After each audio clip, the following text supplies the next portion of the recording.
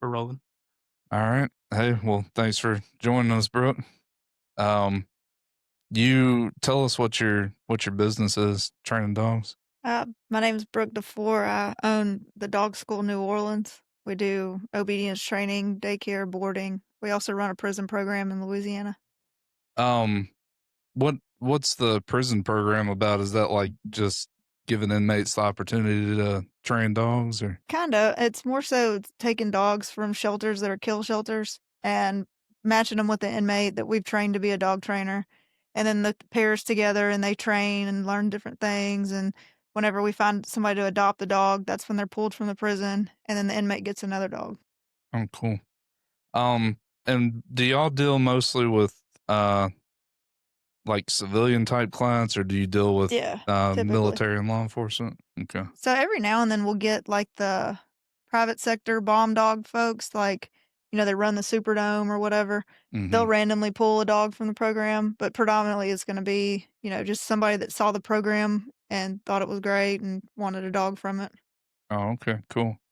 Um, if I'm not mistaken, back in the day, when we were in Oxford, you were PD for a little while too, Yeah. right? Yeah, 10 years. 10 years, okay. Yeah. When did you stop doing that? 2020 around then. I graduated from Ole Miss. He and I went to Ole Miss together. And graduated from Ole Miss, ended up at Horn Lake PD up in North Mississippi.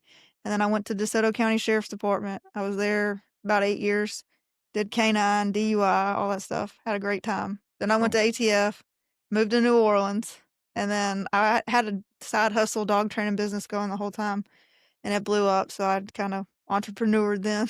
you were an ATF agent? Mm, Oh, that's cool. Nice. very briefly. It wasn't what it was cracked up to be. Yeah, I got you. But like, how long was that? Like a year, or It took 18 months to even get just to hired. train? Oh, okay. To even get hired, and then it was 8 months of training. Jeez. 18 months to get like Just called in for an interview or Yeah. something? Oh, yeah. It was Jeez. so much hurry up and wait.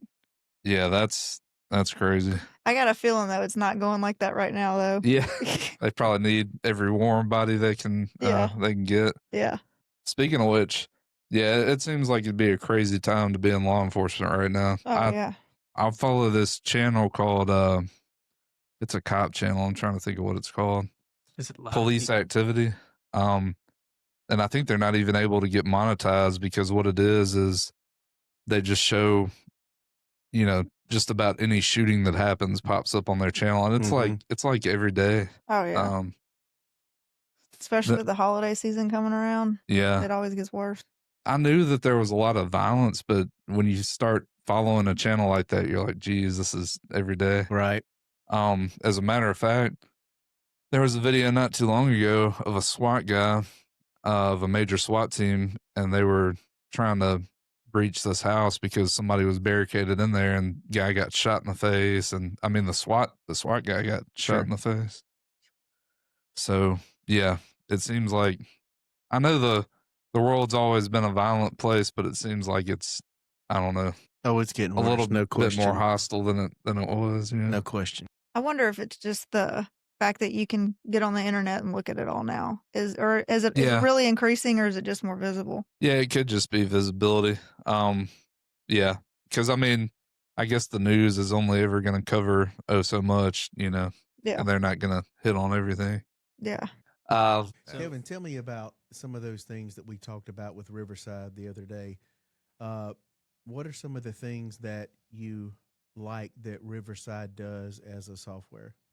Yeah, one thing that I really like about it, I like that it automatically generates short clips of your content, and there tend to be at least a few short clips that it generates that have the potential to go viral. So that's a very helpful feature.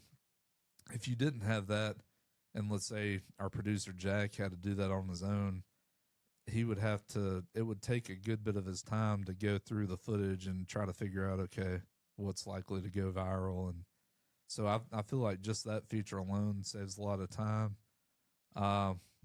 And yeah, Jack, what else would you say? What features about it do you like, since you're always on the back end production? The magic audio is definitely the best. Yeah, magic audio is a really good piece. Takes out everything. Like if there's a hum somewhere in the background, or like if I were to like hit the mic like that, it would take that out automatically. Yeah. Jack, if you were having to do some of this stuff on your own, how much time would it cause you to have to work extra? Bro, I wouldn't be able to do it. Yeah. It would take at Hours. least probably 4 hours. Total. Wow. So it saves you at least a minimum of 4 hours per recording. You would say. Well, it would make That's a me big want to deal. use Riverside for that reason alone. Yeah. Yeah. Time saving is probably the number one best thing about it. So yeah, we find it very useful. But anyway.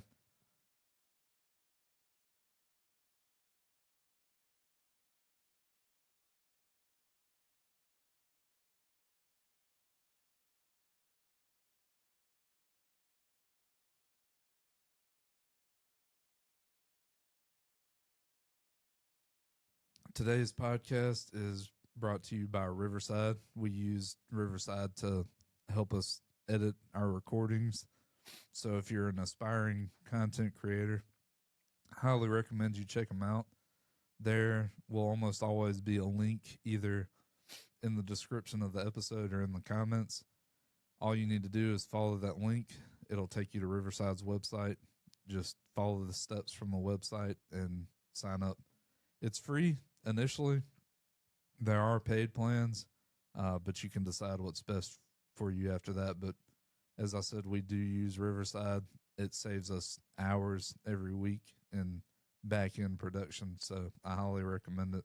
We like it. And also like, follow, and subscribe if you like the content. We really appreciate it. Helps us with the algorithm. When did you say you first started the dog school? 2019. 2019. Yeah. Okay. Cool. That in DeSoto County. Um Sold that in 22 and then started dog school New Orleans in 22. oh, so you sold the previous business? Yeah, sold the Memphis location. It's still running right now. They just had a grand opening, by the way. Go check them out. Cool. If you don't mind me asking, if you'd rather not say, it's fine, but was it like a local investor or was it like a big? No, it was one of the dog trainers that worked for me. He took out a personal loan and oh, cool, and bought it. I guess that's the way to go. A lot of businesses do that. Sell a portion and then move on to bigger things. Yeah, it was just becoming a nightmare trying to run it from New Orleans and run New Orleans, and it was too much. So I was either going to close the doors or sell it, and luckily he bought it. Yeah. I was gonna say I would imagine you'd do more business out of New Orleans. Oh yeah. With your prison program, do you guys go through is there a selection program, that kind of thing that determines what inmates are going to be able to be able to utilize this program? Oh yeah, for sure. So we have an assistant warden that she vets. She knows all of them that are there anyways, but she vets all the ones that apply for the position, and then she's kind of oversees it. Like I go there once a week and just make sure the dogs look good, the training looks good. I'm just kind of the operating side of the house. But she's there every single day making sure that everything's being done how it should be. If somebody complains on somebody for some reason, she's handling it. And the good thing about it is the inmates police themselves, because that program is coveted because they get to have a dog. It's a sense of normalcy, in prison. So they don't want the program to go anywhere. So Sure. they work really hard to make sure that there's no BS. Sure. Yeah, I've I know Rankin County has a trustee program, and I'm sure a lot of jails and prisons have trustee programs now. And it seems like those programs end up doing really well. I mean, I don't know anything about dog programs in particular, but I know that trustee programs are good. Yeah. So I could see that being a good thing for them.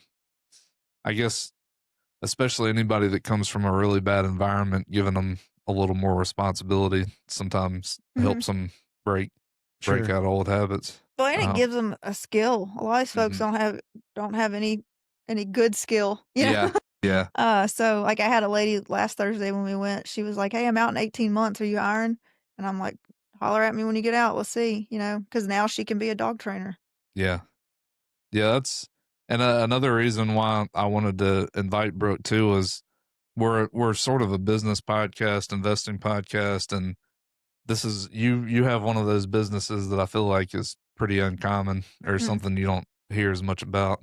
I feel like typically we think about businesses as being like just, boring retail, restaurant, that sort of thing. But Is this something that, like, from what you've done, you say you were in Memphis first? Yes, sir. Is this something that you're looking to reproduce and just move around, that kind of thing? Or- Yeah, that would be the goal. It started out as just I couldn't pay my mortgage, and Sure, I sure. needed money, and overtime wasn't doing it. But yeah, we're looking at right now. We had our first facility open in October 1, and it's doing really well. So we're hoping maybe this time next year we could do Gonzales, Louisiana, or Mandeville, Louisiana. plan on expanding already. Yeah, That's awesome. hit a second location maybe. Nice. What about and I don't know if this would what's the major town up further north in Louisiana? Like if you're going to Texas, The Baton Rouge? I can't think of, well, I mean Baton Rouge is one, but Alexandria? no. I don't it's fine. I can't think of Lafayette? it. Nah, Or Shreveport. Yeah, Shreveport. Shreveport was what I was trying to say. I think it's like 4 hours away though. Oh, yeah, it would be hard to manage. Yeah. It'd be another Memphis, New Orleans issue. If you, speaking of which, when you open other locations, is it going to be like, you have, I mean, I would think it would have to be, you have somebody else manage it and it's almost like a, Like a franchise. yeah, like a franchise. Yeah, I mean, the biggest thing is I got to have folks in New Orleans I can trust that can work without me, and we're practicing that right now because I got back in the Army, so I go to OCS in January. Wait, you're still in the, Well, I got out. you got out and went and back I went in? back in, Awesome. yeah. Okay. So I'll be going to OCS in January. So we've already been kind of practicing, like we don't need Brooke, situations. And I was gonna, I was like, I couldn't remember if you commissioned or not, but were you in the ROTC program? yeah, we at were in one point? ROTC together. Yeah. And I did not commission at that time. I just ETS'd because I got out of the Army honorably because my time was over and I was tired of playing Army, tired of being at Ole Miss, ready to go join the real world. What a mistake. Yeah, I was like, I felt like you had made it through most of it and just decided to go. I know. Something. I was in year 3 and I was like, I'm so over this. Well, the third year was the worst for sure.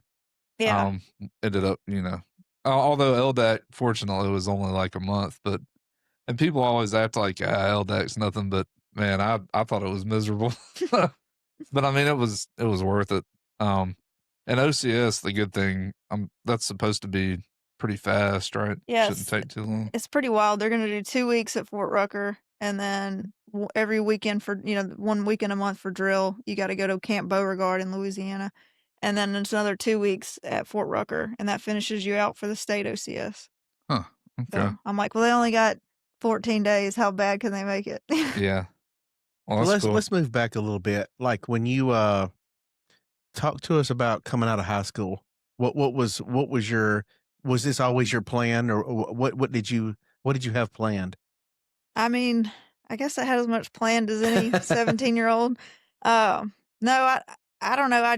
I wanted bigger things. I come from like a middle class family, and I knew I wasn't going to college unless I wasn't ever a student, or an athlete. So I knew scholarships were kind of out the window. So either I'm going to have a ton of student debt or I could join the military. My dad used to be in the Navy, so I was familiar with it. My uncle, your brother's in it too. Isn't he? Yeah, but Fletcher's always followed my footsteps. Yeah. I'm the little trailblazer. Oh, okay. But so he saw you going in that direction. And he was like, "That's what I'm doing." Too. Exactly. I mean, literally in high school, I had a white Mustang. He got a white Mustang. He's always been a copycat. Oh, that's awesome. But lucky for him, I make halfway good decisions. Yeah. Hey, that means he looks up to you. That's a good thing. But my uncle was a military police officer in the Army, and in the summer times, my mom would send us to San Antonio to Fort Sam Houston, and he had the patrol dogs there, and I would see them. And when I was like younger, it was kind of intimidating, but I always liked stuff that was intimidating, and so it was kind of planted a seed. And then whenever I got older and came time for college, I knew I wanted to go to Ole Miss, but I just didn't know how I was going to get there. Sure. So, and a lot of my friends were in the Army or joining the Army at the time. And they had that incentive program. It was like $2,000 per person that you got in the Army. So one of my buddies got me in, and then I got like 10 people in. It was like a whole racket. It's all legal. It was all legal, but it was just incentives to get people in the guard. Sure. So Yeah, the bonuses at one point, I want to say at one point they were giving people 10,000, 15, 20. dude, yeah, for You never- MP, they gave me 20 grand. They gave a 17-year-old 20 grand to join the army. Yeah. Wow. A lot of them go out and buy like Chargers or Challengers. Yeah, and I got a there's- white Mustang. Yeah. There's always a running joke about people going out and buying sports cars. Oh, yeah.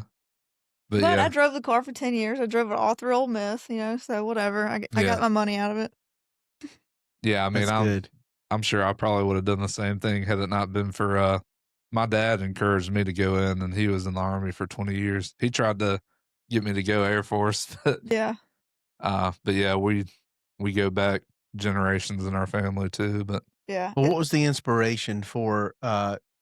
You said you went into the military. Then take us through after you joined the military.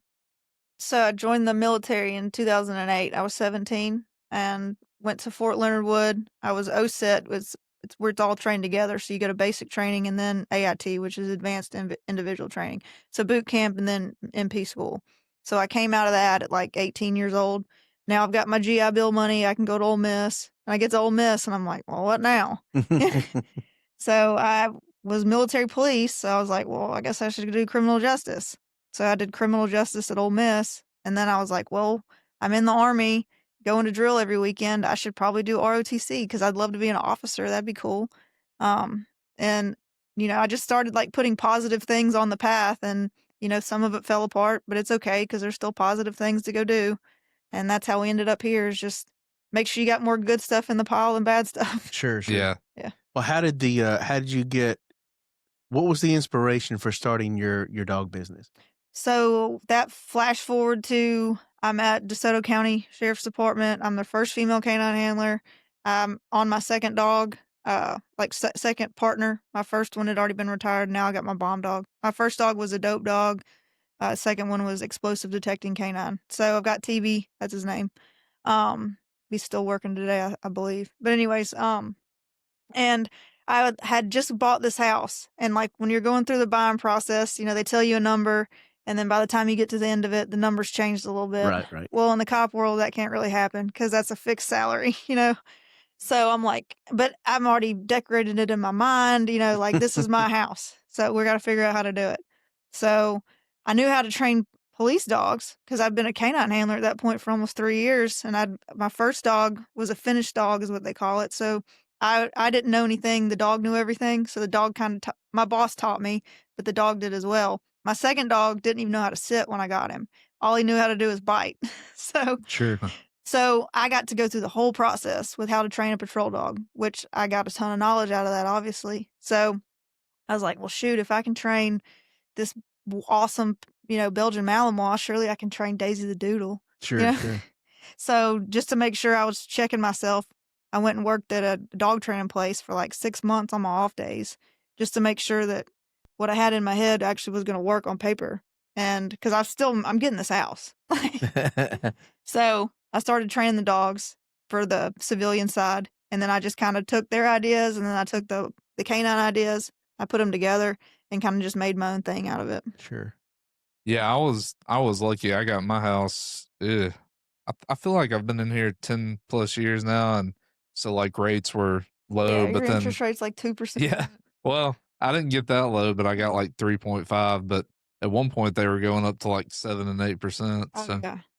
I know anybody that got one here lately that's probably a little more challenging. But I think we're coming back down, or I think rates are starting to come back down. Very slowly. Yeah, for sure. it's definitely slow. When we like to ask people, at least when we remember to ask them, because this is primarily a finance type podcast. Yeah. Where did you get your money managing, knowledge from? Was this a family thing? Did you have to learn it in school? Where did you get your knowledge about how to handle your money? My mom, Gotcha. pretty much, and then lessons learned from my dad. Okay, so you got a mixed bag of good and bad. My dad owns his own business, and my mom is the bookkeeper for one of them for DeSoto County. So she handles a lot of money, and Oh, nice. she's good at all. Okay. And she does dad's books. So she was able to help me kind of like, all right, well, if you're finna do this, this is how you do it. Gotcha. Keep the IRS off of you. Sure. Did you, if you don't mind me asking this, did you go to like a bank for a loan, or did you go to some sort of private lender? Or? Oh, No. all on my own. Oh, all on your own. Yeah, Okay, I haven't that's had to awesome. ask anybody for money. Oh, that's thank God. Yeah, that's awesome. Yeah. So you're like debt free. Yeah, Facebook Marketplace. Nice. That's how we started. Word of mouth, and that's now we run ads and we'd have Google and all that, but predominantly it's been just save up and get it when you can get the money, or try to find it for cheaper off a marketplace if you need a piece of equipment or something. Dave Yeah. Ramsey would be very proud.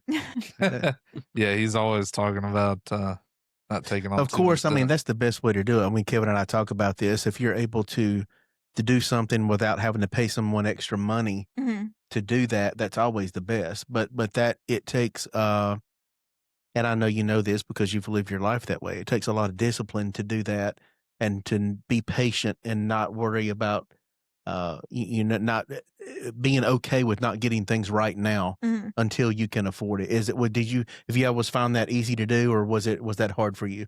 Well, no, I mean, of course you want to wake up tomorrow and you got the 3,000 square foot facility with the state of the art equipment and all, it looks like totally professional, but also you're going to be indebted to somebody for the rest of that business's life, and so they'll have made their money back 10 times over at that point. So do you want to be, indebted to somebody like that, or just slow money still makes money? Sure. Yeah, the problem with business financing, I mean, I don't know that I'm an expert on this topic, but from what I can see, especially big companies that want to go public, and they a lot of times encounter very predatory lending practices where like what she's saying, they'll end up being 10, 15 years down the road and still paying high interest on loans. And that was probably another thing that kept me out of trouble with investors and stuff, was I didn't know enough about it, and everything seemed like snake oil.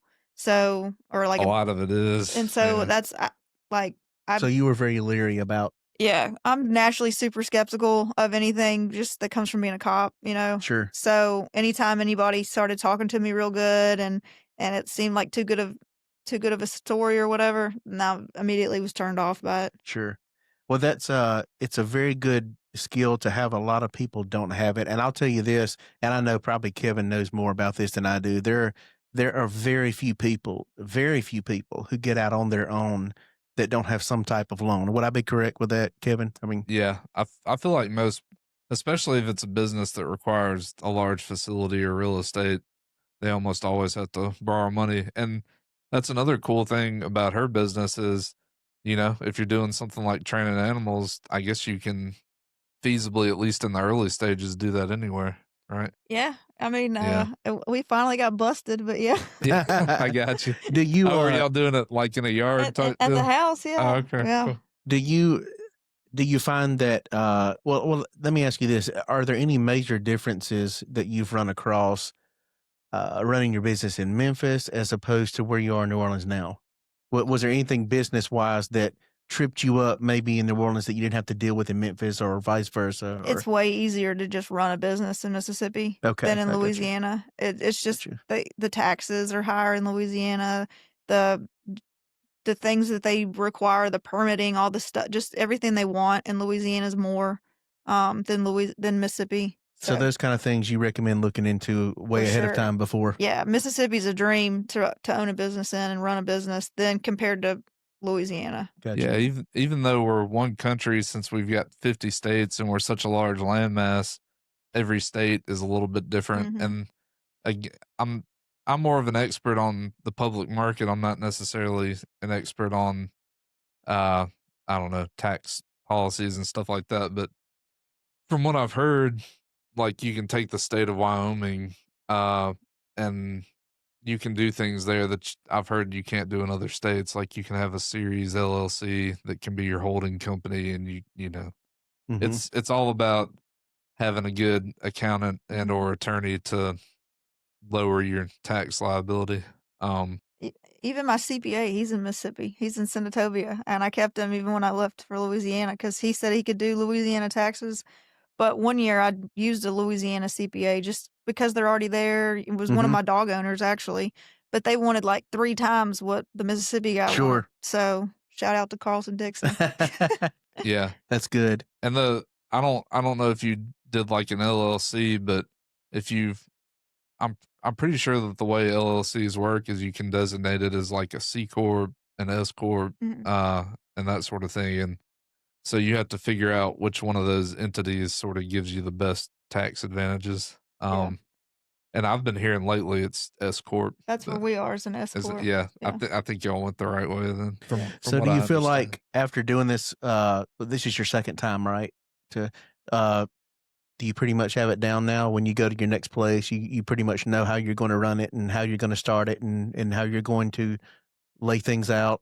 I think so, yeah. It's been a lot of growing and learning, especially these last couple months, because we went from backyard dog trainers that were, rolling money to now having this legit facility with, employees, actual full-time employees, and, a landlord we got to deal with, and, just like big girl problems. Sure. So it's been growing pains working with that. And you got way more overhead, Like up to a couple months ago, I had almost no overhead on this business.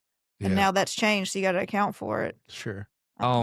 Would you ever try to, or would the landlord ever sell you the building, or do you even have any interest in buying it eventually? Probably not in that particular building that we're in right now, just because it's real small. So Yeah. we're pretty much already maxed out. So we have a 3-year lease with them. We'll stay with them for 3 years. They're awesome, like mom and pop type landlords. It's not like a big company or anything. So we'll stay with them, but we'll probably eventually go somewhere else, just with more space, Yeah. or purchase something.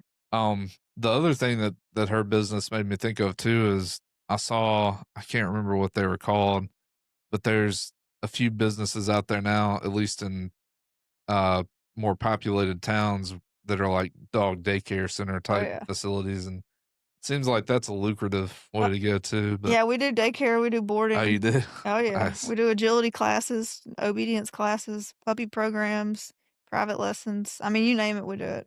Oh, y'all should be able to scale for sure then. Yeah. Are there specific sorry for interrupting, Kevin. Oh no, you're good. Are there specific or I guess I should say, what are the dog breeds that you work with? I mean, any breed, any age, any temperament, any size, really anything. Like, what are there specific breeds that you say you take into your prison program, or are there all types? Or Well, so the ones at the prison program, they're from the Louisiana SPCA, and they pull them. So typically, it's going to be some kind of pit mix. I got you. But we try to So basically, whatever they have there, okay. whatever they have that's got the right temperament, and we ask that the dog's been there longer than some of the other dogs. So because we have 100% adoption rate out of the prison program, so because it's just such a great program, people see it and it's on the news down there, like Sure. everybody loves it. It's a known thing, so it's really easy to get dogs adopted out of there. So give me the dogs that are hard to move. So not only are you able to provide a service and a skill and I guess some comfort and care for the inmates, you guys are also helping the dogs get adopted. Yeah, and they're pulling from kill shelters, so you already know what that dog's fate would have been. Sure. So. Oh, that's awesome. Yeah. So the more that y'all scale, you can actually prevent, I guess, more dogs from being put down potentially, huh? Yeah, we're That's trying to. That's a good effect. So the prison that we're at right now, it's a women's prison, and there's in the same parking lot the men's prison. So they're right there. So we're trying to get the men's prison on board too. So on every Thursday we go, we just hit the women's prison and then the men's prison. We have double the dogs, double the inmates. So that's the goal for 25 or 26 to double everything. Double the prison dogs. Oh, that's cool. Earlier you mentioned at one point working with drug detecting canines versus bomb detecting. So when you're a canine handler, you just kind of have to go with the flow. Is that sort of how that works? Or? I mean, I don't know how it works at every department. They're all kind of different. You know? Yeah. But at DeSoto, it was really kind of whatever was available. So like the reason my first dog's name was King, and I was his fourth handler, and he was an older dog. He wasn't an old dog, but he was still service ready, but he was just, I think he was like 4 when I got him. That's an old Mal for patrol dogs. Belgian Malinois? Yeah, for a new, and he was a Malaherd. He was a Malinois German Shepherd mix. Yeah. But his handler had moved on to a different position. So King was part of the canine unit and didn't have a handler. So they tested, they put it out to the department who wants to be in K-9. We're going to have testing Friday or whatever. And there was like me and 3 guys that put in for it, and we had a PT test, we had a oral exam where they asked us a bunch of situational questions. And then I was the one that got it out of them guys. Nice. And even though this isn't exactly related, but since you said PT test, it reminded me of it. How's that new Army PT test? I haven't had to do it yet, but I have drill December 13th and 14th, so I'm expecting to find out then. I got out like right before they instituted this new, I mean, I guess it's not new anymore, but it's not APFT anymore. It's like the Army Combat Fitness Readiness Test or Test. something. Yeah. I don't know. But anyway, it used to just be like push-ups, Sit-ups, a 2-mile run, and that's it. sit-ups, and now it's like It's like 7 different stages. They got equipment. You got to drag bodies. I don't know. Yeah. It's a whole thing. But we'll find out, and I'll let you know. Yeah, that's going to be interesting. I've heard it's kind of tough, but I don't know. Yeah. What so Belgian Malinois and German Shepherds, I guess, are still mainly what police departments are using, huh? Yeah. Just the best tool for the job. Yeah. Yeah. I never, it seems like they used to primarily use German Shepherds, I guess. So how did they all of a sudden switch over to Belgian Malinois? I don't really know what the time frame was for it. It was before my time, but Shepherds, obviously, like the old police footage of stuff. Yeah, you'd see the Shepherds and everything, but they're really prone to hip dysplasia. So that you're not going to get as many years out of them, and they're bigger, which also means you're not going to get as many years out of them. Yeah, I was gonna say more compact size seems to be why they like the Belgian Malinois, and super athletic. You get more bang for your buck out of a Belgian. Like, yeah, he may only be 50 pounds, but he can run 40 miles an hour. And I didn't know they were he's that got fast. 400-pound bite pressure, whatever the all that is on. He's the 2.0 version, I guess. Yeah, that's crazy. I see video clips all the time of Belgian Malinois like running up walls and doing crazy stuff. Everybody says they're like the crackhead dog or something. You got to give them something to do, or they'll find something to do. Yeah. If you don't give them a job, they'll make one, and it's not going to be something. It's usually going to be rearranging your house. Yeah. I haven't had a dog in years. I'd love to have one, but that's sort of part of the reason I haven't gotten one is I'm like, well, can I, yeah, I could get a doggy door and hope that it stays outside, but yeah, I'm sure they come inside. Dogs are like little kids. The more structure you give them, the more guidance you give them, the more routine, the easier your life is.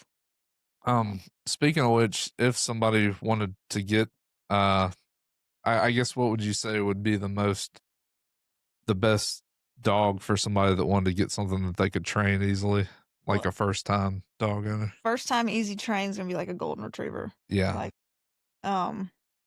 or a lab, or chocolate lab, yellow lab, any of those kind of dogs they're just dogs that want to make you happy, and that's a golden retriever wakes up and it can wake up in the worst conditions and it's still happy to be there and loves you and can't wait to go do something with you. Dogs that are more challenging are going to be any of your working breeds, which is going to be like your healers, blue healers, your red healers, your blue healers, your Australian shepherds.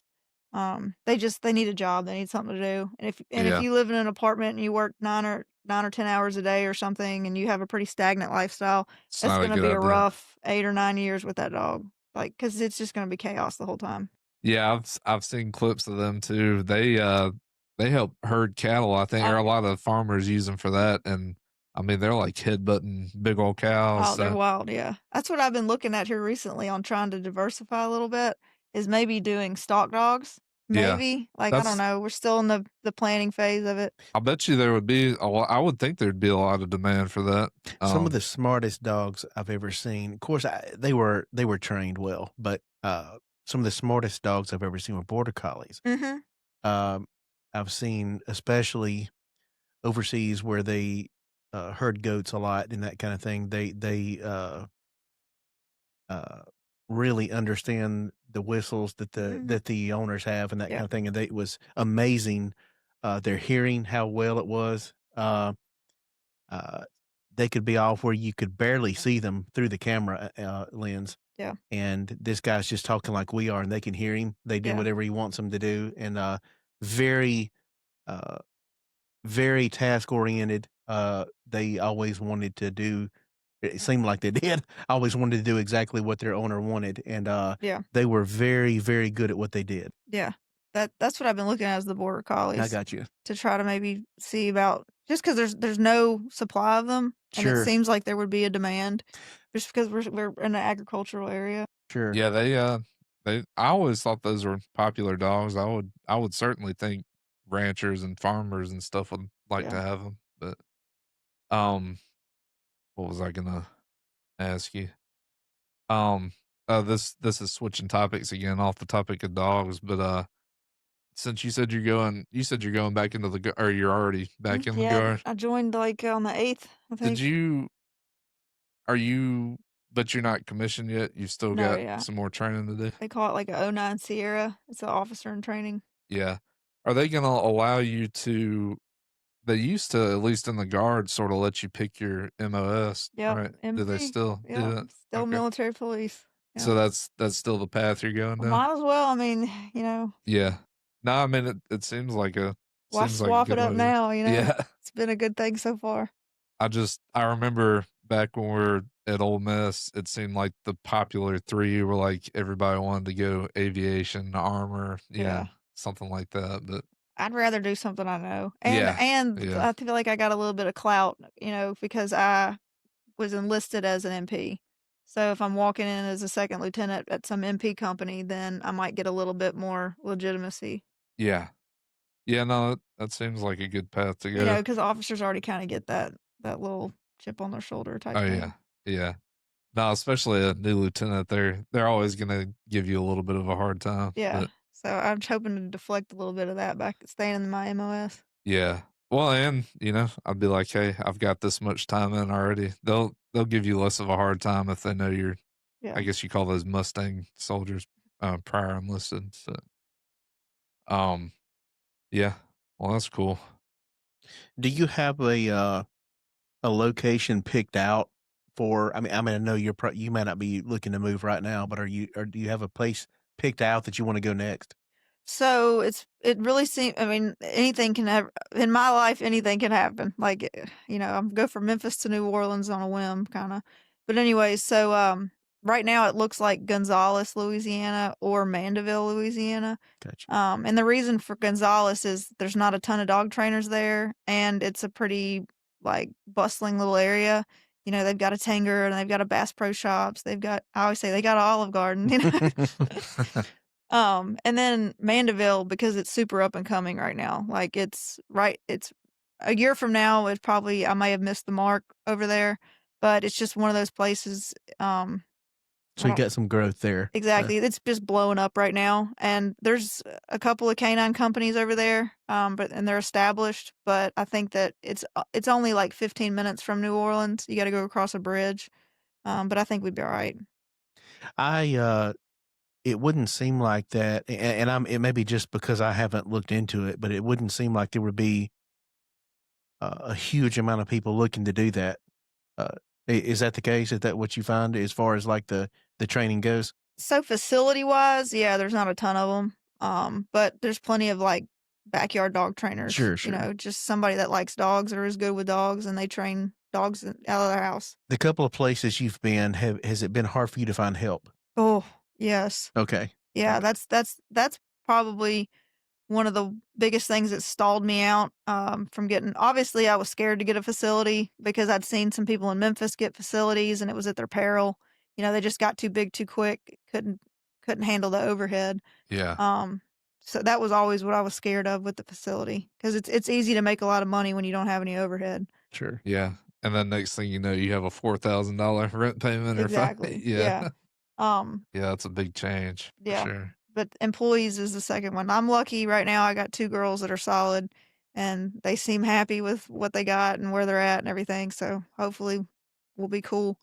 But yeah, as we move forward and grow, I'm gonna have to add more folks to it. And And it's really hard too because you got to trust folks, because you're dealing with these are people's dogs that they're some of them are their children, So Sure. if something were to happen, it's like You make somebody mad and they it's like a daycare center, yeah. Like so you got to make sure that the people that you're hiring are up to snuff. Sure. Speaking of which, like, how long on average does it take you to train like a new hire? A new hire, it just depends, really on like their level of like what are they bringing me? What background they Yeah. come from? Yeah. If they know, especially like even if they know nothing at all or they know very little, if they're able to learn and work, they got a good work ethic and drive, then they can come up to snuff pretty quick and be an actual trainer. We start them out in a shadow program, so they would shadow me for until I say you're good to go. They get paid obviously while they're doing it, but Yeah. I just can't cut them loose with dog. And then also like say that you go through it for a month of the shadow program, and then all right, Samantha, you're ready to go, and she's gonna get like the Daisy, the Doodle, the Sweethearts, the Easy Dogs until she's like really conquered those, and then she could move on to maybe the dogs with bigger issues, separation anxiety, resource guarding, reactivity of some sort. That we can push her up to them, and then eventually she could get to the aggressive dogs if Okay. she wanted to. A lot of people don't want to mess with them. Yeah. Yeah, I wasn't even thinking about that. Part of what y'all would be doing would be trying to Oh, yeah. calm a dog down. Like, what or would you whatever. say? What portion of your program is having to do with like rehabilitation? Or do you do a lot of it, or We call it behavior modification. got you? So it's a lot of it's the owners. They've put some bad habit on their dog, and typically it's going to be separation anxiety or just general anxiety. Owners make their dogs nervous, Sure. and it's because they baby them. Dogs, people they don't know any better. They treat them like they're little kids. Yeah. So like say the dog jumped off the couch and he hurt his leg and he's wah wah wah. He's not actually like injured. He just hurt himself, And the people run over and they're, oh my God, Coco, you're okay. My sweet baby. Let me pet you. Let me love you. You're okay. Well, all you're doing is teaching Coco to cry and whine and carry on, and she's going to get picked up. Same thing with like the Amazon driver knocking on the front door or the pizza man or whoever. Sure. Coco runs to the front door and pop, pop, pop, pop, pop, pop, pop. And you run over and grab Coco. It's okay, sweetheart. You're okay, blah, blah, blah. All you're doing is teaching Coco that when the doorbell rings and she barks, she gets attention. So a lot of that's correcting that kind of stuff because people have these neurotic dogs, but they don't realize that they've created the neurotic dog. I have some. I have 3 Dachshunds at home that would benefit from learning not to do that. Yeah. Mm-hmm. Have you? That makes me want to ask this question. Have you had like one that sticks in your mind that was like the worst that you've ever had? That Oh, was yeah. just crazy aggressive. Oh, yeah. Yeah. Usually those are, I've only had one dog ever that I've recommended for behavioral euthanasia because typically a dog that's like just not wired right is what I call it. Mhm. It's like they're just chemically, they're got an imbalance going on. Those kind of dogs, you need a lot of safety protocols and a lot of management techniques to keep them in the home. And they have to have a specific owner to be able to keep them in the home. So, like a lot of the problems, like, so when you call the dog school and you say you've got an issue with your dog, sometimes it's going to be hard dog, soft owner. So the dog is really pushy, really bratty. Maybe it's its breed. Maybe it just got away with a lot of stuff when it was little and it's just a total bully in the household. And the owner is soft owner. So the owner's nice and kind and coy and shy and just puts up with this chaos. That's not most of my owners, but a lot of the owners. It's just people that got way too much dog. Yeah. It's like a 17-year-old in a race car. So would you say some breeds you do have to sort of take on a little bit of the pack leader role and make it, Yeah. not saying you have to be cruel to it, but No, yeah. make it submit some to you. that Yeah, I sort of mean, thing? well, like, so all dogs, no matter if it's like your 5-pound Yorkie or your 180-pound Cane Corso, are pack animals. Yeah. They want to be together. They want a hierarchy. They want to understand who's in charge. They want to know who they're supposed to be listening to. They don't really see you as like an alpha, like you're the leader of their pack or something. I've heard a lot of people use that term. I don't so- really buy that. I mean, I hang out with dogs every day, and I don't think any of them think that I'm their pack leader, but they do know not to cross me. you know? Yeah. Like, so I think it's more of a respect thing. The dogs see you as a resource. Whether you're a Mhm. resource for love, you're a resource for food, for shelter, for safety. And that's not always a bad thing, but they need to understand that the resource has boundaries. Yeah, that there's lines that they can't cross. Yeah. Yeah, that makes sense. I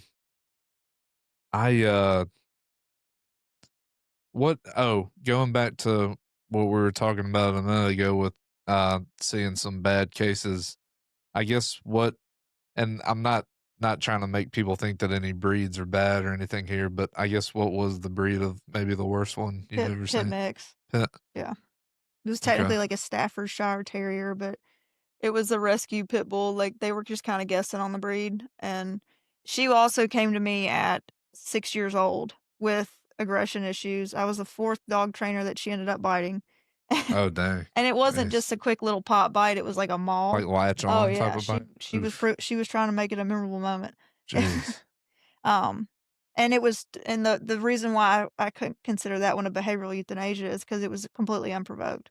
It was literally sitting together and then maul time. You know, Yeah. So that dog you knew like couldn't be not safe around fixed. kids, not Yeah. safe around people, and I'm the 4th person that has happened to. You know, And being 6, that's pretty far It's- into its life, right? oh yeah, she's gotten away with it for a while. You know, so I can't, like, I can make a lot of movement with animals, with dogs, but I can't fix something in 6 years because, like, our longest program's 3 weeks. Sure. You know, so I can't really. That's asking a lot. Yeah, you know, Yeah, I can't turn her into Lassie and. Sure. 1 year in dog years is what, like 7? Isn't 7, that what yeah. they That's say? right. Yeah. Yeah. Speaking of, and I've seen plenty of sweet pit bulls, but speaking of pit bulls, a friend of mine, I won't say his name, I remember when he was younger, they got really excited about a football game. I think they're Texas Longhorn fans, and I remember something about his dog like freaking out because Yeah. of the loud noise, and it latched onto his head. Oh yeah. And I know they had to put him down. I want to say that like his brother killed it while it was latched onto him. Like Yeah. it was a bad situation. I remember it being. Pit bulls are not. They get a bad rap because a lot of people that are irresponsible dog owners have pit bulls.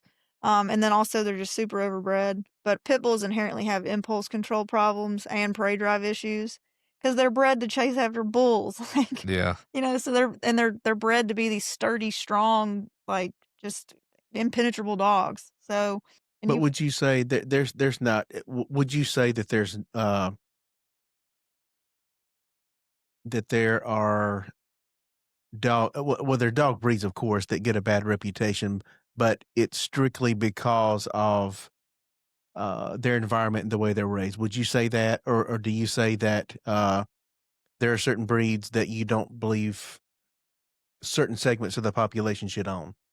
I don't think so. I hate always and never, you know. Sure. But I do feel like you need to be you never ever pick a dog based on what it looks like. Mhm. You know, like, because that's a fool's errand, because you'll get the most beautiful golden retriever in the whole world that will try to eat you alive. Sure. Like, Yeah. Or like I can't tell you how many doodles I've had that have tried to eat me up, like, because they bought this beautiful $5,000 golden doodle, and both parents were not great doodles that you would want to breed, but they were beautiful, and so all the puppies are gonna more than likely have behavioral issues. But whenever you buy, like, especially if you're gonna buy a dog, you need to know what you're buying. You need to do 20 minutes of research and see, what does this dog do for fun? What was he bred to do back in the 1800s? What is his job? If he didn't have a job, what is his, like, exercise like? Does he like agility? What does he do? Because if you buy a dog that is a blue heeler and he requires 45 minutes of exercise a day, or he's going to blow your house up, and you work 12, 14 hours a day, 6 days a week, and you're going to leave him in a kennel, LOL, he's going to break out of that kennel and destroy your house. Sure. So, like, you just need to do a little bit more planning on buying a dog other than its looks. I knew that physical traits, looks, physical ability, that kind of thing. I would have never figured that temperament was a breeding issue. I always tell people, like, because they, believe it or not, we get a ton of calls. People that are getting they want to get a puppy, but they don't even know where to begin. And it's like, well, what's your day look like? What does your week look like? What do you do for a living? When you're off work, what do you do?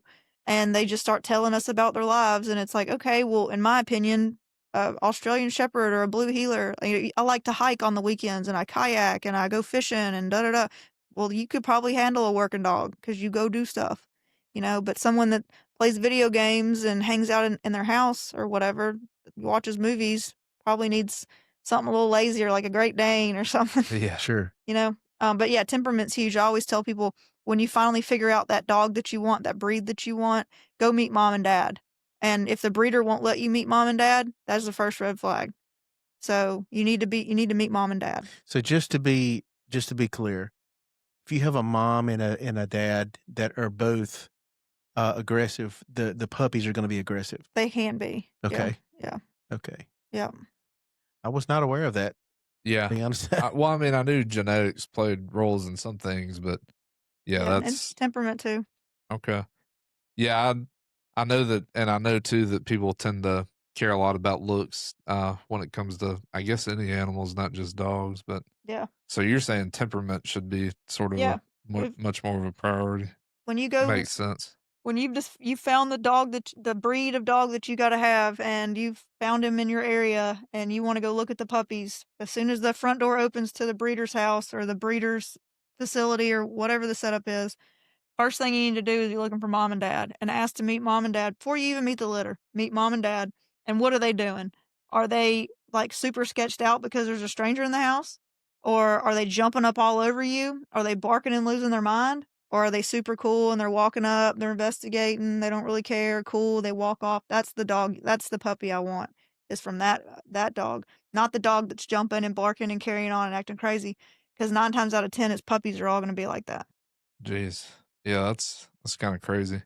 Because I mean, I don't know. I mean, I know dogs are way different than people, but it seems like people's genetics are so much more random. Yeah. Not that I'm a scientist or anything, but going back to were you saying a minute ago that pit bulls were bred to actually chase down bulls? Way back in the day. Yeah. They were supposed to. I didn't realize that that's where the irritate- name pit bull maybe came from. But, Yeah. They would irritate the bulls that were in the arena for the matadors, Huh. and they'd put them in big packs, and they'd chase the bull around and get it all fired up, and then the matador would come out with his.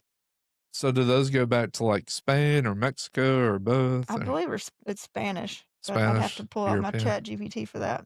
That's all. Well, yeah. Pit bulls are interesting though. That's why they have such a wide array on like what kind of temperament you're going to get, because they've used them in the sporting world like that, and then they've also used them as nanny dogs. So they would take care of little kids like on estates. Yeah, it's kind of crazy because those are two very different tasks. Yeah, So yeah. it's crazy that you can be a nanny dog and then also be fighting bulls. Well, I guess it just takes you back to like the very first dog ever was a wolf, right? And that wolf was just the one that was nice enough and curious enough to come up to the human. Yeah, and probably food motivated. Yeah, I'm so- sure a caveman was. Yeah, so like most of your pit bulls were for that sporting world back in the day, but maybe 1 or 2 of them like to hang out with the kids that were in the arena or something, and they were kind of the babysitters. Yeah, it would be interesting to. I wish we could see where all these different breeds came from, but Yeah. Your original dog handling training, what was some of the first training that you had as far as maybe the training aspects of dogs? Well, they would have been at the sheriff's department. Okay. Other than just like owning dogs my whole life, Sure. Like my first dog, he was totally trained, so it was me learning, which was pretty cool. Sure. And so like King, he did narcotic detection. He was dual purpose is what they call it. So he could track and apprehend a suspect and also find narcotics like on a traffic stop or something. So first day of dog school, that's where the name of the business came from too. I always forget that. That's why I named it the dog school. That's the name of my business, is because whenever I was in canine and you got a new dog, you had to go to a dog school. I got you. Yeah. So I was speaking of you talking about the name of your business. I remember you showed me, or maybe you didn't show me, maybe I just saw it on Facebook or something, but don't you have like a vehicle that has the logo on Yeah, the side of it or something? Yeah. Or yeah, that's right. yeah. But yeah, and then something about makes it happen. We as makes your- it happen. Yeah. pretty kinda catchy like- little Like a play phrase. on words, yeah. Yeah. But the training starts. It's like it's 12 weeks, every day, 5 days a week with your dog at the sheriff's office, and the lieutenant that's over it. He's got all kinds of different things, for the day we got to do. And at the very end of it, you have a test where you have to certify with the dog. There's 2 different organizations that have to certify you. It's just like a CYA thing they do. So Sure. you're never not certified. But yeah, we start out the first week or so is bonding with the dog, just hanging out with the dog, taking him on walks, play fetch with him, just establishing some kind of rapport. And then I guess I don't remember exactly how, like, what week 2 was like, but King was already trained. So it was probably going to be a lot of like teaching me scent work, teaching me like, what does it look like when he alerts on something, like, what does that mean? What do you do? Like, whatever. And then tracking is there's an art to that because you have to worry about the wind and all kinds of stuff and the time that the odor's been on the ground. Like, there's a whole thing that goes into tracking. So a lot of your time is spent out in the woods with a decoy, which is just another officer who goes and hides out in the woods with a sleeve, which is the thing you bite. You don't bite it, the dog bites it. Sure. But the program with the inmates, are you training the inmates to train the dog? Is that what you're doing? Yep. In that program? Okay. Yep. Predominantly that's what it is. But the cool thing about it is it's been going on forever, like a long time. Sure. So there's plenty of people that came before me doing the prison program, and the inmates, some of them have been there through the other programs. So, like, for example, we got one girl that she used to be in a I think they called it PALS or PAWS or something, but it's just service dogs.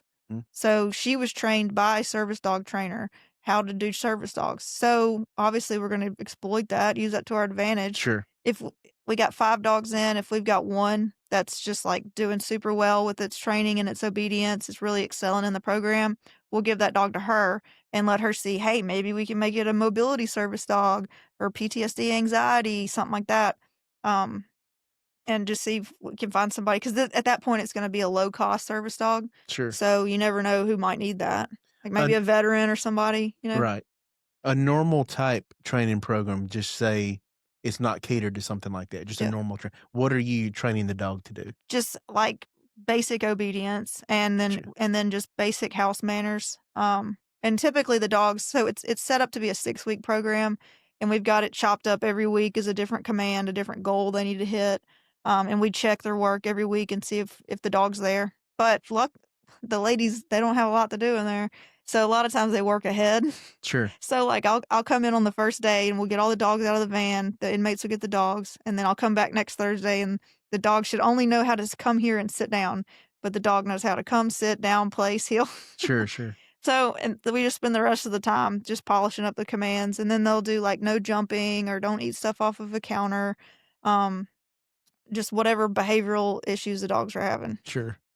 While we're on this topic too, if you want to, you can tell the viewers where to find you, website, location. Yeah. So if you're interested in a prison dog, go to petfinder.com and look under LASPCA, the Louisiana SPCA, and they have them all listed in there, the prison dogs. And then if you wanted to talk to us about training or boarding or daycare, classes, whatever, it's just thedogschool.net, thedogschool.net. That's it. Okay, cool. Yeah, and we're in Harahan, Louisiana. We'll find a way to put y'all's. Maybe we can link y'all's website or something in the. Yeah, we got a Facebook page too. We post all the videos of the prison dogs in the prison. We do videos every week of them, and then we do like training videos and stuff. We'll do Trainer Tip Tuesdays where we post like how to make your dog not jump or what to do if you got a brand new puppy. I'm sorry. No, go ahead. Any given time, how many dogs do you have in the facility at any given time? It varies on like kind of seasonal what's going on. Like right now is the slowest time because we're competing with Christmas. Got you. A lot of people can't spend the money to train a dog and do Christmas. So December's usually not fabulous. Sure. We got like 6 there right now. But like let Mardi Gras come around though. That's the last thing people want to deal with is their dog. We'll have 20 or 30 there. I got you. Yeah. It just kind of depends. And then summertime, it's pretty much sits at between April to September, 20 or 30. And again, I know you mentioned it, but I forgot. How long of a program did you say it was? Basic obedience is 5 nights and 6 days. Okay. Advanced obedience is 10 nights and 11 days. And our aggression modification is 3 weeks. Got you. Puppy program's 8 days. Okay. It's all board and train too. So you drop him off, we deal with him, and we set a time for y'all to come back and do the training with your dog. You don't leave till you're comfortable. We go through all the commands, everything. And it stands to reason that the behavior modification would be the longest. Yeah, typically the first couple of days are just getting the commands down. And a lot of people's dogs come in and know how to sit down or how to come here or what no means. Got you. So some of that work's already been done for us. The biggest thing is like breaking bad habits. So like the dog only sits for a treat or the dog only lays down when it wants to. Like that's the kind of stuff we have to fix. I know certain dogs are different, and I get that. You'll tailor a program to a specific dog. Yeah. I get that. What is the number one thing that will encourage a dog to obey? Depends on the dog. I got you. And Okay. it's toys, treat, or praise. Got you. Because some dogs are not super food motivated. They don't really care about food. So you better hope it's toy or praise. Sure. And then usually it's going to be one of the two. Like Got you. if they don't really care about food, they love to get a butt scratch, Sure. or they have a favorite toy because it squeaks or whatever. And you just figure out what thing it is. And that's what we use. Got you. Yeah, you mentioned food motivation. I don't train dogs, obviously. I always assume that that's primarily how y'all trained them, though, was food motivation or like giving them a treat. I mean, yeah, that's probably the most common. And we use like high value rewards too. So like a piece of beef liver or a piece of chicken liver. I mean, that's like crack to a dog. Yeah. So typically even our picky eaters will want to eat that. But what's interesting too is like, say you have a dog that comes in and he's just totally shut down. Like he doesn't want to be there. He's not used to being away from his owner. He's just like, F this place. Sure. That guy is usually, if you'll just take him on a field trip, take him to Home Depot, take him to the park, let him walk around, you can make a friend out of that because it's almost like stress inoculation. Like he's already stressed out being there. Now I'm going to add more stress by taking him to a Home Depot. Now he's like, I'm the only constant in any of this. So now we have to be friends because everything else is new, if that makes sense. Sure. I'm now the old thing. Sure. Right. Yeah. Dogs don't reason, they associate. So they literally associate, oh, it's time for this. That means I get that. Like they don't know it's 5 o'clock. It's time for me to eat. So as if he associates me with safety or okayness or like I'm not mom by any means, but I'm not the devil either. So then I can get him to work for me a little bit better. Sure.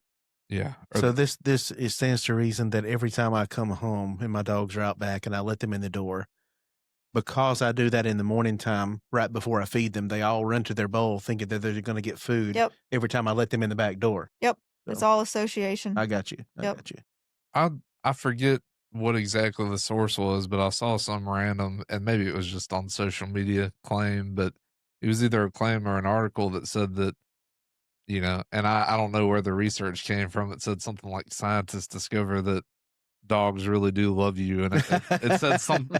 It said something like their brain lights up or something. Yeah, in a like certain whenever you hear place. your favorite song. Yeah. Yeah, I thought that was really cute. Yeah. I could totally see that. Like I don't know, like love if they have like a love, they have a favoritism. Yeah. Like they definitely favor things over other things. But it said something about like it lights up more so than it does for other dogs in some instances. So I guess sometimes they're happier to see their human owner than they are other dogs. Well, their favorite resource just came in the room. Yeah. Yeah. The biggest sucker just walked in. Yeah. the guy that gives me everything. Here Yeah, he is. That's yeah. good. Yeah, you're the whale, and you just came. Yeah. That's good. Yeah, I mean, it could just come down to that, but I did think that was an interesting little article that I saw. Yeah. No, they're cool. When I was in Canine, one of the first things they taught us is the dog leash is an umbilical cord. So if you're scared or you're stressed or you're nervous, the dog will be as well. Because they're pack animals. If you watch National Geographic, a pack of wolves, one will start howling, the rest of them start howling. They have no idea why they are, but he did it, so I'm going to do it too. Because it's all just to survive. The emotionalness with our dogs is kind of the same way. So if we're trying to work with our dog, we're training with them, Dusty, sit down, Dusty, sit down, sit down, sit. Now we're getting all emotional about it. You're not going to get a ton of cooperation out of that. So I always tell people, try to be really neutral with your tone. Try to almost like you're bored. Because if you act really animated and everything, they're emotional creatures themselves. So you're just going to be feeding the snowball of like bad energy, if that makes sense. Gotcha. But obviously, like when the dog finally does whatever you want it to do, throw them a party. Like congratulate them for getting that task right, but don't berate them if they don't get it because they're just trying to learn. Sure. What how many, like on average, how many commands do you guys teach to these dogs? I mean, I know you have different programs, but So basic's going to be come, sit, down, place, heel, off leash, recall. So 6, but those are just the basic commands. Like obviously, no is going to be in there, like other random things while you're training with the dog. Our advanced has like down at a distance, but it really just super depends on the dog. Like what do they need? yeah, or like what the owner wants, that sort of thing. Yeah. Also, owner expectation is huge. And owner buy-in. I've got not so many. I've got a couple of dogs. One sticks out in my head that I did so much work on this dog, and he looked so fabulous. He was push button. He was great. And the owners took him home and didn't do any training with him. And he came back to me like 2 months later for boarding because his people were going out of town, and that dude couldn't even sit. Oh I'm wow. like, are you kidding me? So what you're saying is you have to stay on top of them Yeah. and keep them refreshed. Obedience is totally perishable. Yeah. Oh, okay. Yeah, it's like I always tell people, it's like if we went and learned Spanish and both of us are fluent in Spanish and then we don't speak it for 6 months, we're not going to be very good at it. It's the same thing with your dog. If you teach him all these commands and then you don't do anything with him, I don't know why you're surprised when he's not able to do it. Yeah, so it's probably not a good idea for the average owner to teach their dog a ton of stuff and just No, stick 'cause with the they're- basic 5 commands, and once you get super solid with those, I mean, an off-leash recall is major because that means that you could take that dude hiking with you. Y'all could go to the beach, y'all could do whatever, and you could just say, Huey, come here, and he would come right to you and sit down and look at you. That's way more than most dog owners can do. Yeah.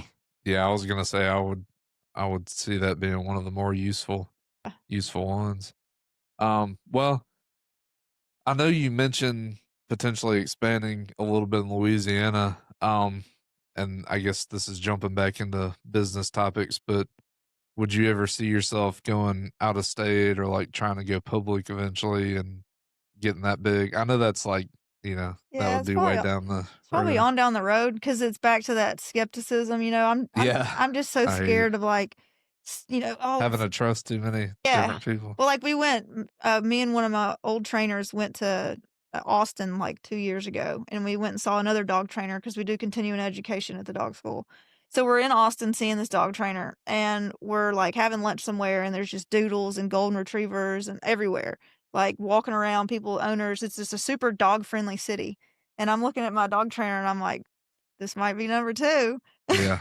But in reality, that's going to require you to move to Austin, Texas, because there's no way you could just throw a building up and walk off, and Yeah. just hope for the best.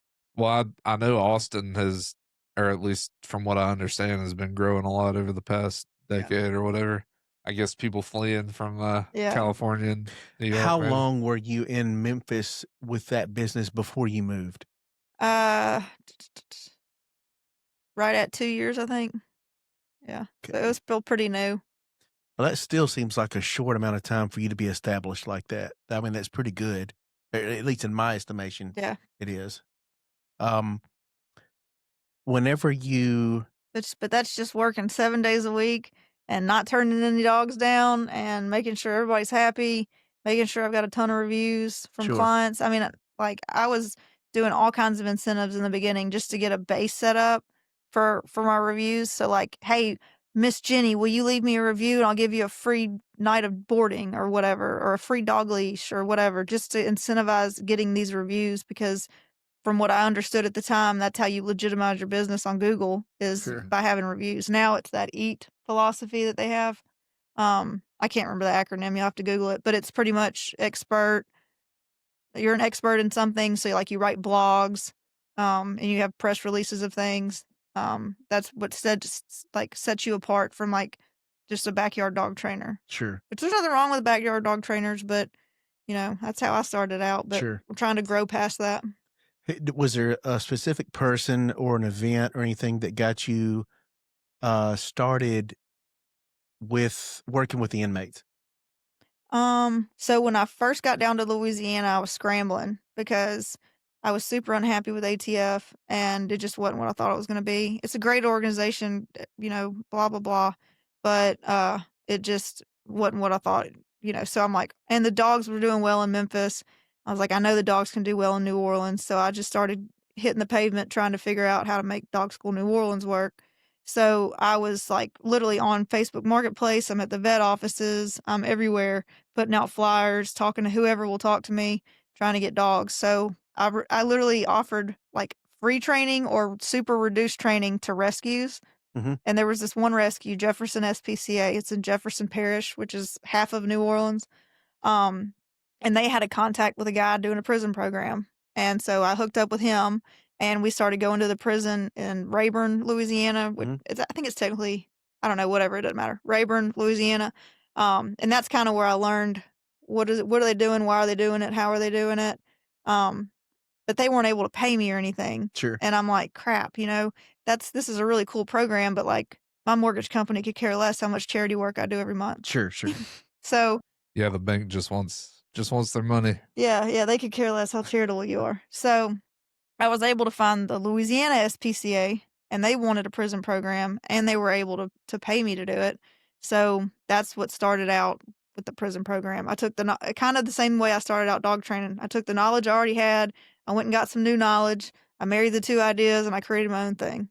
So depending on the prison, that's about what funding they have. That's going to determine a lot. They're on. So the prison doesn't pay for any of it. The Louisiana SPCA does, and I got you. they run it off a grant program. Got you. Yep. Okay. Interesting. Are there any like these? Were these all state facilities that you're working with, or were any of them federal? Or No, they're all Louisiana Department of Corrections. Okay, cool. So what? I guess like if you had to put a percentage on it, most of your business is probably just helping regular civilian folks, right? So like, what percentage would be civilian versus government type, like whether it be prison or K-9? So currently it's probably like less than 10% is going to be any of the DOC organizations, any of that stuff. Obviously that's one of the goals for 26 is to grow that side of the business. Yep. Okay. Because right now we are pretty much catering to the civilian side of the house. But you never know. Yeah. Well, I mean, it would seem like the civilian side, I guess, would be the largest market. Yeah. I wanted to look into like service dog training programs for vets and them using their GI Bill, the ones that didn't use it or don't want to use it, to pay for the training. Yeah. But could y'all, well, you just said service and it immediately made me think of like blind CNI dogs. Yeah. Do y'all ever want to do any of that stuff? It's probably a lot of work. That's a heavy task. Yeah. And I like PTSD, anxiety, and mobility. I understand. Because those are in my opinion, easier to train than your epileptic response, diabetic response. CNI dog to me is the top of the pile, because that dude needs at least like 2 years of training. I mean, he's somebody's eyes, Yeah. I wouldn't be able to sleep at night if I got somebody ran over, Oh man, they need 2 years of training. I mean, that's just it makes sense, I guess. That's me just guessing, but I wouldn't be comfortable letting him out in the wild without like 2 years of experience. How do you even train a dog like that for that long? So the service dog tasks are actually they're way more complex than like teaching a dog to sit. So like to teach a dog to sit, that's a command, right? You show him what you want him to do with positioning and all that, and he falls his butt into a sit, and that's his command to sit. But like if I wanted to teach a dog to find an exit in Home Depot, that's like 10 different commands. Yeah. And then at the very end of it, I bake it into, all right, Rico, find an exit. And then boom, boom, boom, he goes and gets it. But we've been practicing on this for a month, all these little small commands.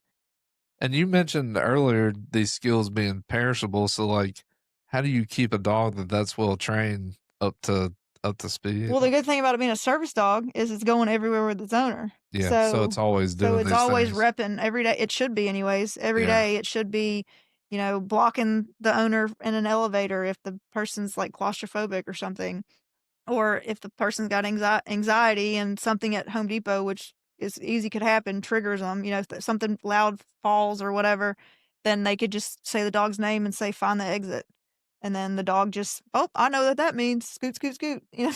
So ultimately, the only reason that these dogs sort of remember these things is because it's just habitual what they're. Yeah, that's association. So the minute the routine breaks, it's all Yeah. gone. Well, it all becomes less important and it's replaced with other things. you know? Yeah. Just like us. I'm Yeah. sure there's stuff you knew how to do 10 years Oh, ago yeah. that you don't know Yeah. as well.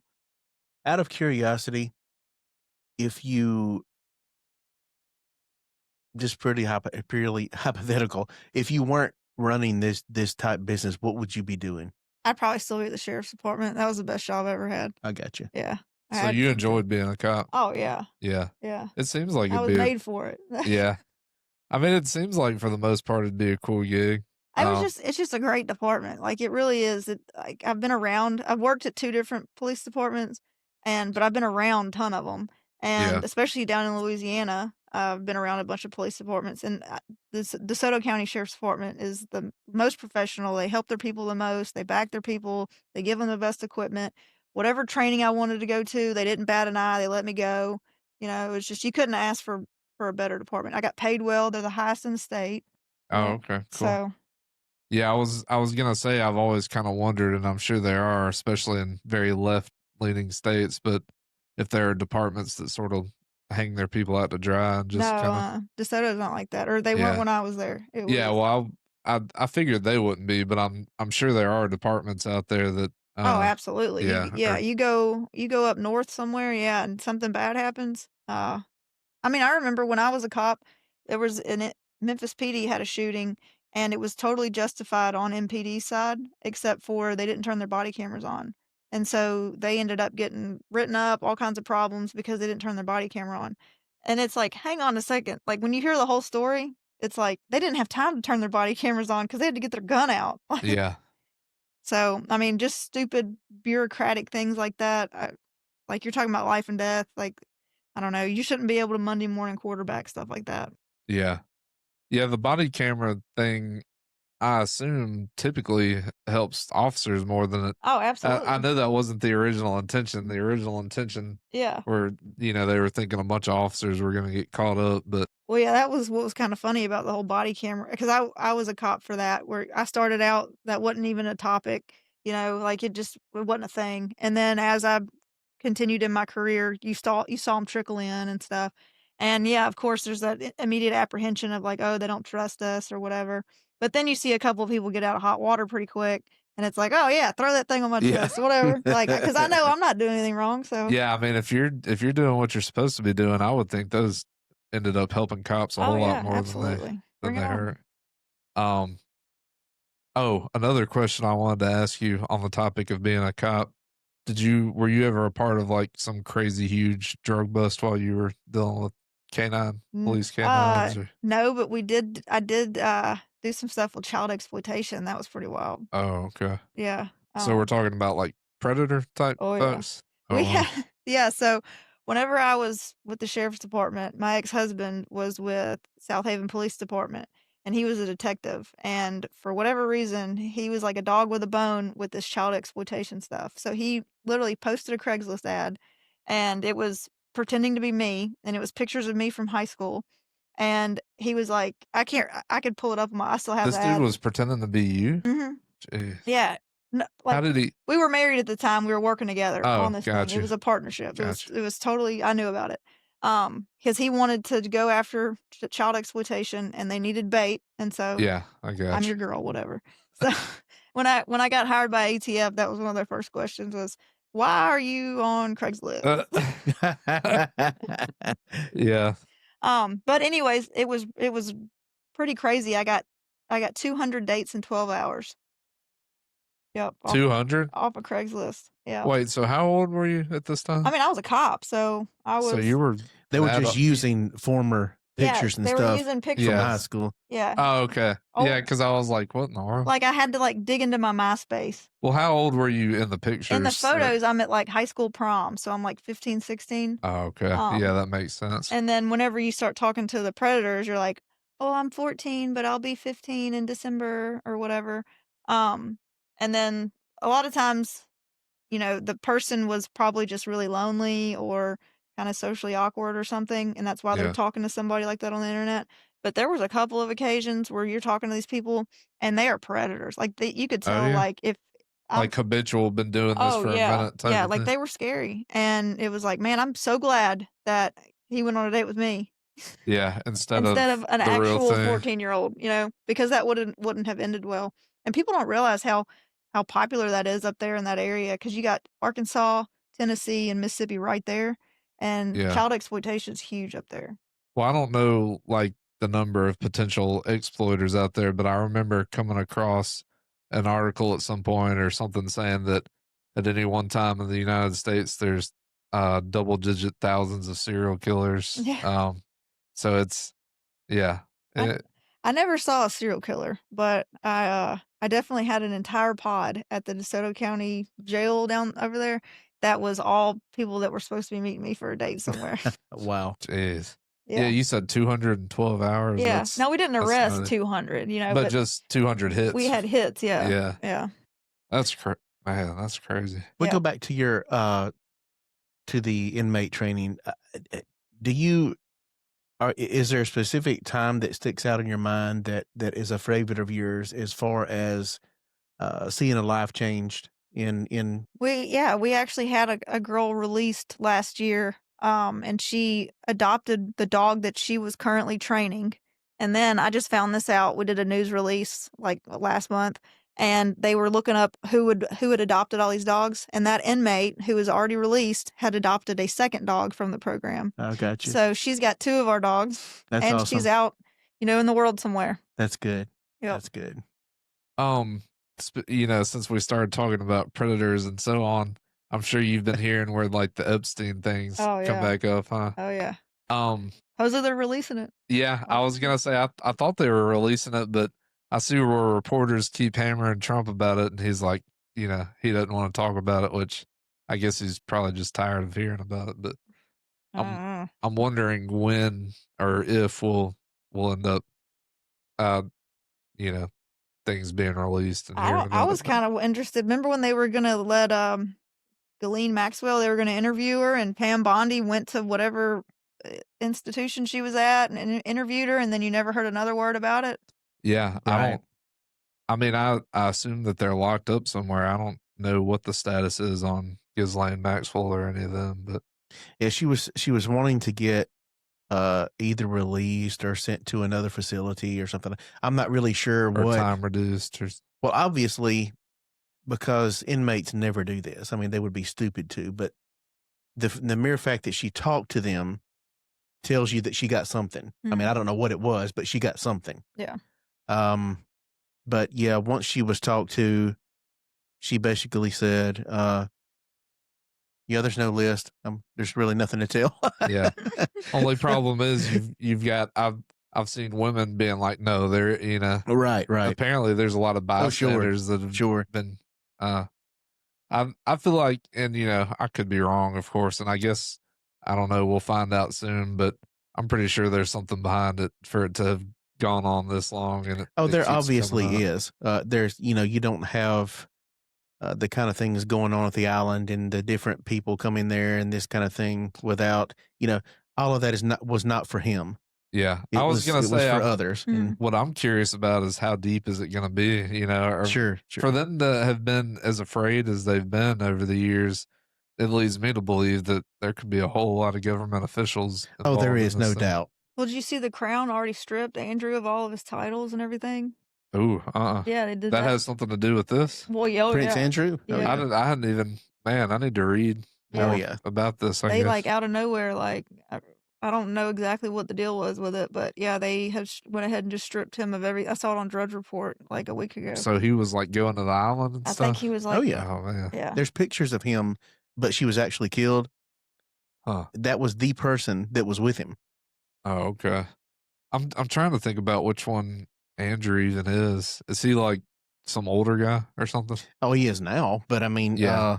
And I could show you a picture. Well, the reason I ask is I guess the two that I always hear about are, and nothing to do with Epstein, but Charles and and William. yeah, and But William. I and think Harry. he's like a relative of some sort.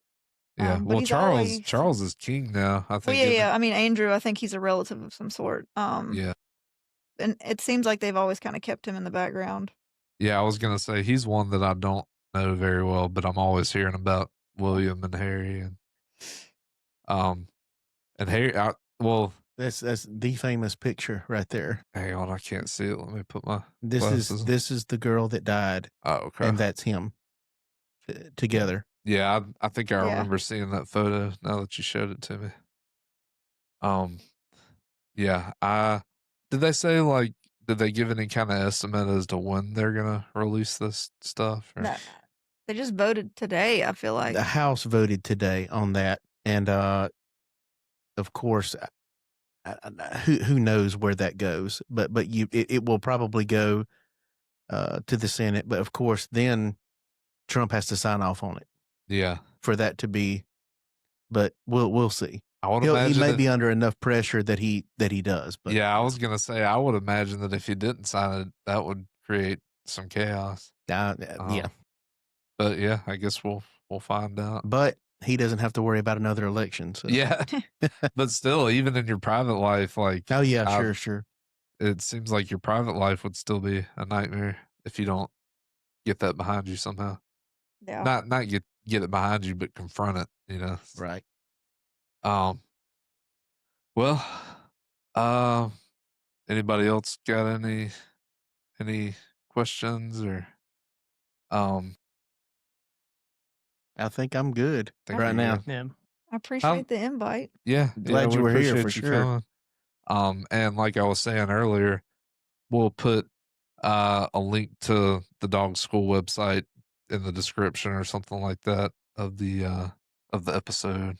But yeah, appreciate you coming. I know that ended up being a further distance than I thought it was going to be. So It's all right. yeah, Whatever. we appreciate you. Just driving.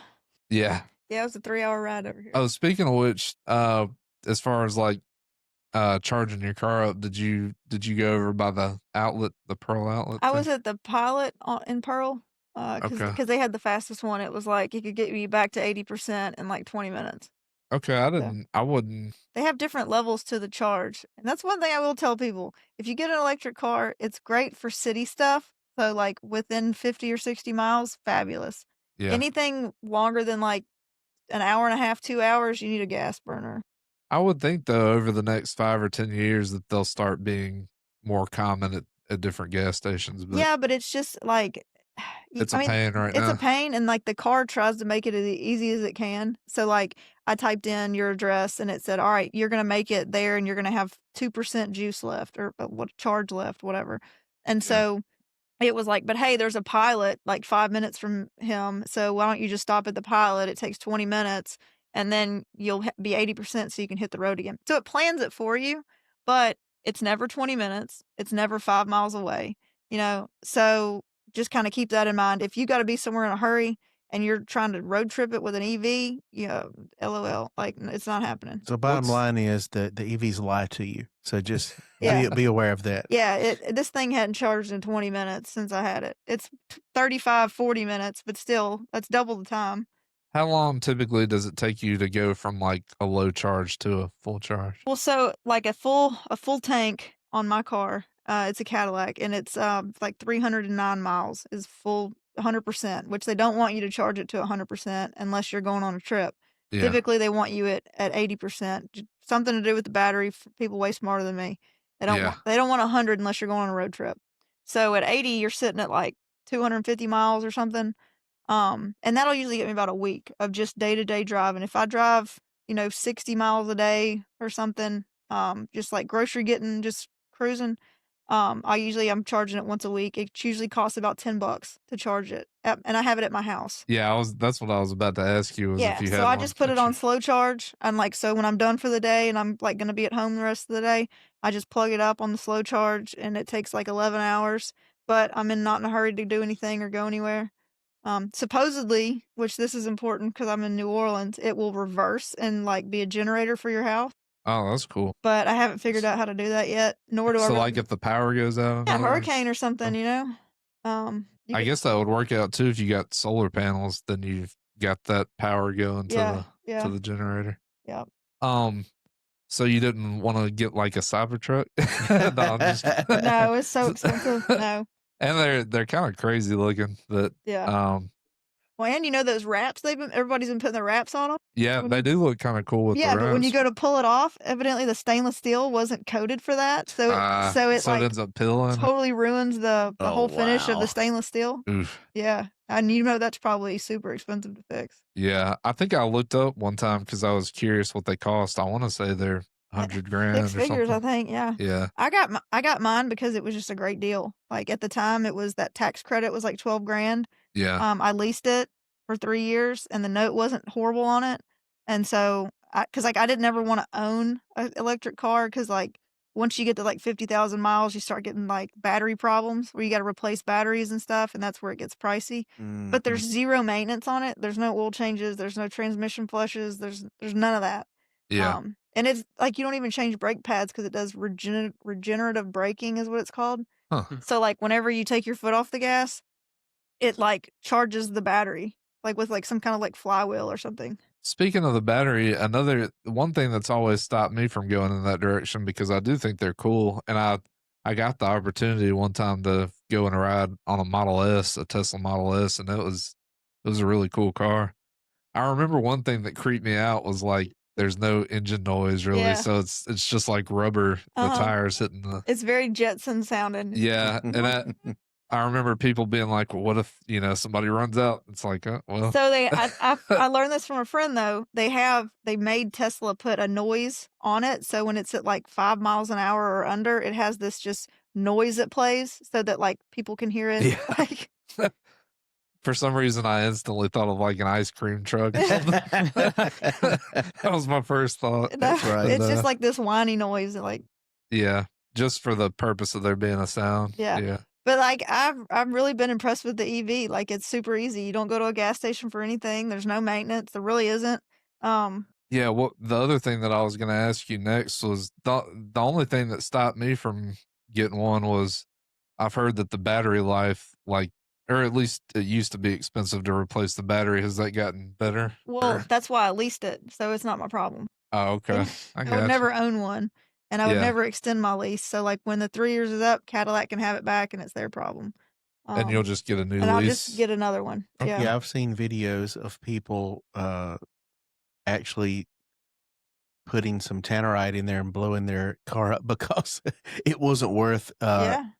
it was too expensive to put another battery in it. It was Yeah. a paperweight basically Yeah. when the battery went out. But like also with the EVs, so whenever I bought my car, I was like, okay, what if just say, because I'm a skeptic and a worrier. I was like, all right, say we're having to all evacuate because the storm of the century's coming, and we're on 55 North, and we're trying to get back to Memphis, and I'll run out of juice, which they didn't like that I called it juice. I'm like, I run out of juice. What do you happen? And they said, don't let it happen. And I was like, wrong answer. What do you? And they're like, well, what happens if you run out of gas? You're out of gas, right? And I'm like, yeah. And they're like, okay. So, okay, issue solved. Just treat it like gas. But if you do run out of electricity, you can't just have somebody bring you a gas can. That's right. So they have to tow it. And they pretty much, short answer was, don't let it run out of electricity. Because once it's like dead, it's like a whole thing to get it back going. And the car came with OnStar. And so like when we booted it up and everything, I had to talk to the OnStar lady. And of course I'm asking this question because Cadillac didn't give me a good enough answer. And OnStar's like, well, we have these flatbeds that have the superchargers on them, but it's only like in huge cities right now. So like eventually maybe we'll have like the flatbeds for the chargers for like if you run out of gas on the side of the road type thing. But that's why I say EVs are great for like around the city type stuff. But if you're trying to do a road trip, I would not depend on an EV. Like it's just, especially if you're in some kind of hurry to get anywhere, just because it's going to take forever. And there's no guarantee you're going to be able to find a charger. Another thing too that I read is like up north, if you get a snowstorm or something like that, like I've heard of somebody dying in one during a blizzard, but I don't know at what temperature, you really have to be worried. But I don't know. and I know that another technology, the whole hydrogen fuel cell thing, that some folks are working on that. So I don't know if that's going to be, if those will have better batteries that'll be cheaper. But maybe eventually electric cars will be so in mass that the batteries will be, they'll find a way to make them cheaper I wish to they could figure replace. out a way to make the roof and like like the hood and the roof all like solar panels. So the Yeah. thing just is regenerative the whole time, which I've talked to like anybody that was smart about it and they're like, it's just not enough space. There's solar panels aren't good enough. Da da da da. Yeah. I've heard that idea before though. It just makes too much sense to make this thing charge itself as it's driving because it already Yeah. charges itself with the regenerative braking, so it can be done. Yeah. You know. It seems like that would also be a good idea for like trains for Mhm. rail. Like, why couldn't we have, I don't know, a better national rail system that runs off of solar? Mhm. Yeah. Maybe it's just not quite that advanced yet. I don't know. I'm smart-ish, but I'm not smart enough to fully understand how all that stuff works. It's definitely something to invest in though, because it's obviously the way of the future. Yeah. Yeah, that does seem to be where things are going. And I'm curious whether eventually that'll be the majority or if the majority will be the hydrogen fuel cell thing. I think it'll be one of those two. But Just have cars run on nuclear. yeah, yeah, that'd be a little bit sketchy. I mean, it'd be, apparently nuclear is the best way to go, but yeah, having a whole bunch of people with nuclear reactors in there. But I mean, on the topic of nuclear power, I'm reading where I can't think of the name of the company, but there's some company that's building small nuclear reactors, I guess, to try to power AI capabilities. Like, we don't have enough power infrastructure to handle that. Hmm. Jack, were you trying to tell me something? Oh, no. Okay. I got you. Well, I guess that about does it unless anybody has anything else that they want to Yep. mention or talk about. Okay. All right. Well, I guess we'll wrap it up there. Thank you.